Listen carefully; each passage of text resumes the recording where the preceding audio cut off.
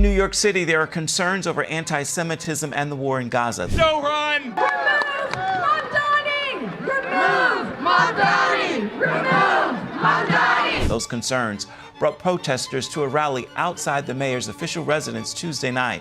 Demonstrators clashed over Mayor Zohran Mamdani's response to protests conducted to the conflict. So, Brooke, you helped to organize this. Why'd you go up there, talk about it, and what you want to see Mayor Mamdani do or don't do? Well, we want Governor Hochul to remove Mayor Mamdani because he has been absolutely negligent in the equal application of the law in this city. So we have New Yorkers already out in the streets, and the man has not even been in office for a full year, and they're ready to kick him out. So today we'll be looking at the growing revolt against Mayor Zohran Mamdani and what critics are saying, what his supporters are saying, and why I think he's already failing the basic tests of leadership. Let's get into it. None of us thought that day one in office, he would be ripping up the extended definition of anti-Semitism. So the extremes of which he has gone and continues to go to actually empower people to be more anti-Semitic, to allow people to march through the streets and intimidate Jewish girls' schools and Jews amongst, I don't know if they could have possibly fathomed that.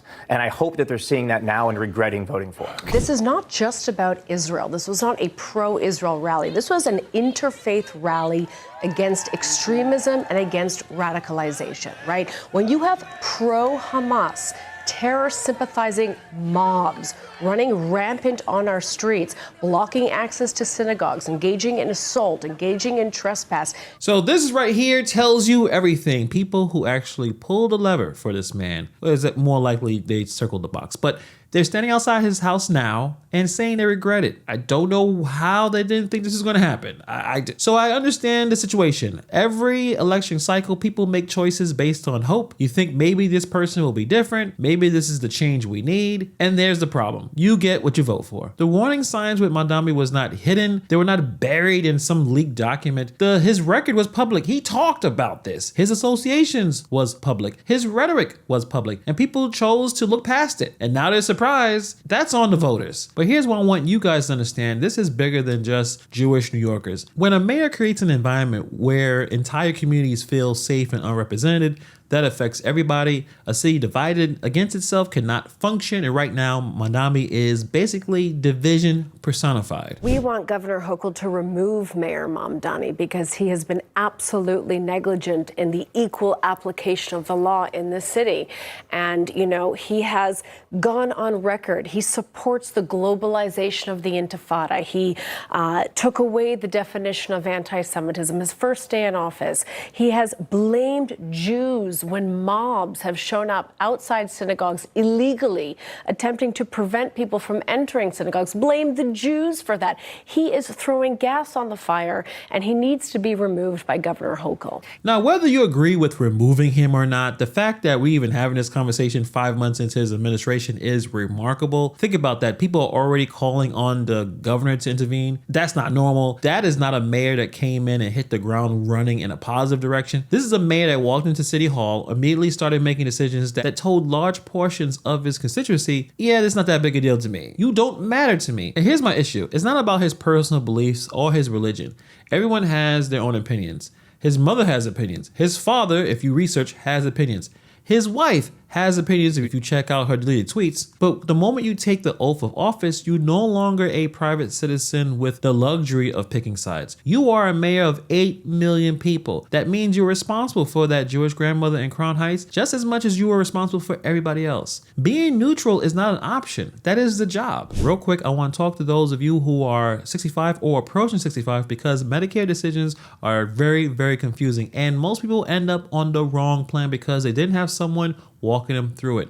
That's where Chapter comes in. Chapter is a free Medicare advisory service. They search across every Medicare plan available to you, not just a subset, and they match you with the right coverage based on your actual situation, your doctors, your prescriptions, your budget. Their advisors are licensed, they're unbiased, and they get paid the same regardless of which plan they recommend. So there's no reason for them to steer you wrong. If you're turning 65 or you already have Medicare and want to see if you're leaving money on the table, give them a call at 570-906-0818. That's 570-906-0818. Free consultation, no pressure. Get the coverage you deserve. To be clear, the majority of Jews in the city did not vote for him. right? At least 2/3 of the Jews in the city did not vote for him. And the third or so that did, I think they were hopeful for something different. I think when it comes to elections these days, whether it be citywide or in the country, oftentimes people look at, well, these are our options. This hasn't worked before. So let's talk about how he actually got elected. The majority of Jewish New Yorkers did not vote for this man. 2/3 of them said no. So who put him in? Largely progressive voters, many of them newer to the city. Most of them were not born and raised here. Many of them voting on a national political identity rather than on the day-to-day reality of living in New York. The people who are most affected by his leadership, the communities that have been here for generations,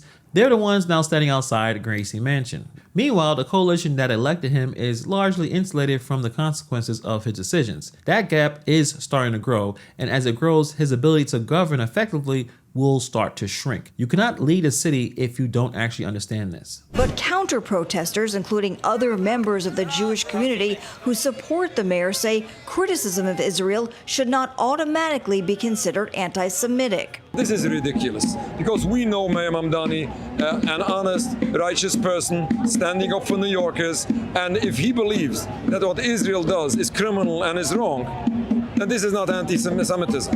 Now look at this counter-protester giving their fair shake, because there's a legitimate debate to be had about where criticism of Israel government policy ends and where anti-Semitism begins, because that's a real conversation and reasonable people can disagree with it. So this is my opinion. We should all be able to criticize Israel without being called an anti-Semite. To pretend that Israel has done nothing wrong in this situation is ridiculous. That is a real conversation and reasonable people can disagree. But here's where Mamdani loses me. It's not just about what he says. It's about the pattern. Deleted tweets from his family members, mostly family members who made their position very crystal clear, a history of associations that lean heavily in one direction, and then on day one in office, stripping the anti-Semitism definition that the former mayor Eric Adams held in place. Did not do that in day 30, not after some review period, he did it day one. That is not a neutral actor making a careful policy decision. That is someone who came in with an agenda. And when your actions on day one contradict your words on the campaign trail, the actions are what tell the truth. As chants echo outside Gracie Mansion, organizers say the rally is meant to send a message that many Jewish New Yorkers and their supporters feel increasingly at odds with the city. Hundreds gathered accusing Mayor Mamdani of failing to respond to what they describe as rising anti-Semitism in New York City. Over 1,000 people showed up on the street, Jews, Christians, Muslims, black, white, to come together to say enough is enough. We are against this extremism. We are against the radicalization. And also it dovetails perfectly into the prior story, because why is this happening? It's because foreign funding has come in, because you have groups connected to designated terrorists have come into our campuses and for the last 20 years have been radicalizing our student population, radicalizing our country. Hundreds of people standing along Jewish New Yorkers outside the mayor's residence. That image right there should be a wake-up call.